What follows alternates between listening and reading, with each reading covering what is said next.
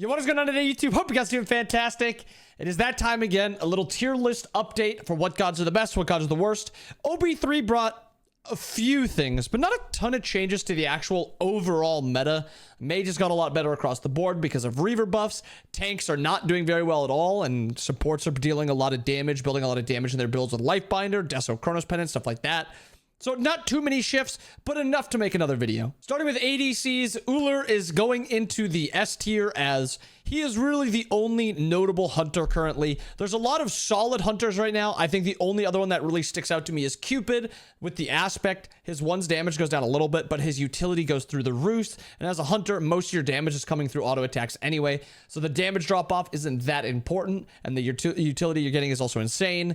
We're dropping Medusa down just a little bit. The damage nerfs have hurt her. It definitely feels worse. The damage nerfs have hurt her a lot. On her aspects is going down. Cern is going down. Jingwei is also going down.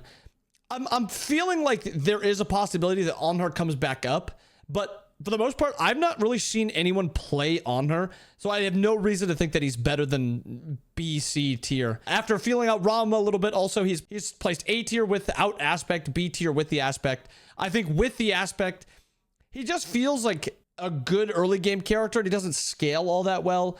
His clunkiness and reloading feels weird late game, but without the aspect, I think he's a very good damage dealing character. You just kind of need a little bit of peel with him. Next up is supports. Aphrodite staying in the overpowered tier. She is still absolutely broken, but joining her is Sobek instead of Geb. Sobek, even after a bunch of nerfs, he just doesn't die. He is still just winning laning phases. He's scaling into the late game. He's one of the few actual tanks that feels good to pick because you pluck somebody, doesn't matter how tanky they are, they will die to your backline. So if you pluck whatever damage dealer the enemy support's playing, they're gone. I'm moving Geb down just a little bit just because I haven't seen a ton of play with Geb. I still think he's very good. Weaker laner, but he's still very strong.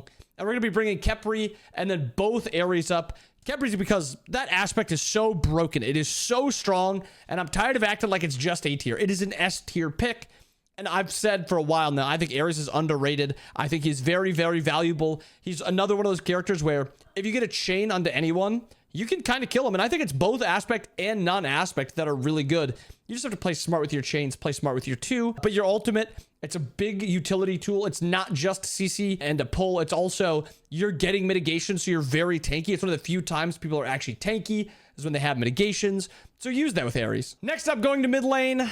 It only felt right to put Sol in this tier by herself. She is absolutely overpowered with her aspect. Rada Tahuti, Reaver, Polly, whatever it is you're building on her, she is one-shotting with it. And she's the most damage in the game by far. Her ultimate is doing more damage than Cuckoo ult. It feels like an Anubis ult, but you can track people with it, which is insane. And they can, they can't run away from it unless they're dashing like an Anubis dash. Or sorry, like an Agni dash. But Sol's insane.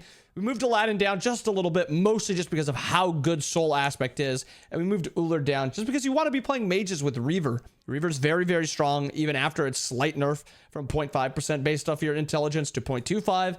It's still very good to have it. I'm moving Raw up. It sees a lot of play in mid, and I think with its change to its 2's damage being only percent intelligence, you dive a Raw late game, he 2's autos you, and then a 1, and you're just off the face of the map before the 2 even finishes casting. It's just that auto attack that spawns that line ability, and then you're 1, and you just do so much damage. I think it's insanely broken. Moving Anubis Cuckoo down, I think they're just a little unsafe for how diveable mid lane is in the earlier portions of the game. I still think they're very good, but just not in that S tier. Next up, jungle, and we get to talk about Achilles with the new aspect. I think jungle is a role I could talk about ad nauseum. There is 4 characters that stick out to me, and it is the 3 overpowered characters and then the 1 in S tier. And the only reason I chose Hercules into S tier instead of the Achilles and the Alma is I think he's just a tiny bit harder to play. It's not much, but a tiny bit. 1's an auto attack reset, your 2's an auto attack reset. There's just so much damage on that character. I've played like 4 games with him in the jungle, and I'm averaging like 19 kills, 2 deaths a game. It's so much. Aladdin, even after the nerfs, I think he survived them. He's still insanely good, and he scales into the later portions of the game very quickly because of Lamp just taking up an item slot and just allowing him to start stacking those 3k pots. And I think that's a little bit of an issue, but it's really just Aladdin that abuses it as much as he does. Amaterasu, pop your 1, haste somebody down with extra damage, extra auto attack, speed. It's insane how much damage he does.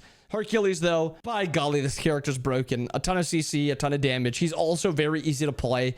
Don't get it twisted. All 4 of these characters are pickable and are broken. I just had to choose one to put into S tier. They're all overpowered right now. And it's even pushing every other assassin out of this top tier. Fenrir, Loki. Like, I had Loki in S tier. Actually, no, I had Thana and Loki both in overpowered tier.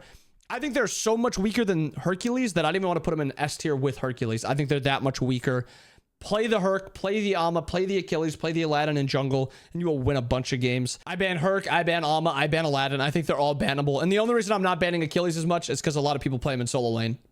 So it's a win. And speaking of solo lane, you can see Achilles in that A tier. Not a ton of changes to solo lane. I think it still is very damagey dependent. Hades does a lot of damage, also scales really well into the late game because he builds damage. Aladdin's the same thing. He farms very, very well. Amaterasu with the aspect, you build just a lot of damage and you just farm very, very well. So the reason I still have Chalk in S tier, Thor in S tier, these characters just farm well. There's no true tanks in S tier or in overpowered tier, because that's not a very good way to play the game currently. Now, a few characters in A tier that I still think are really good. I still think Amma without the aspect is good. Achilles without the aspect is good. Herc is very, very good still in solo lane. Chalk with the aspect is very, very good, but that's a full damage character, Chalk with the aspect. There are still reasons to play these characters. They just don't do as well at farming, and that's the most important thing in the game. In solo lane currently, and in most lanes right now, farming is very important because you're not scaling into a late game as being an unkillable beast because of just how much penetration's in the game. But there it is, a little tier list update for you guys. OB4 should be dropping next week with Artemis and Awilic, so we might have an earlier one than this one. This one we waited a couple weeks. I think I want to start getting them out a little bit earlier into the week, but yeah. Make sure you guys subscribe to the channel, like the video, leave a comment if you guys like this type of content, because I like making it also. But I hope you guys enjoyed the video. Hope you guys have a good day. I'll see you guys again next time. Peace.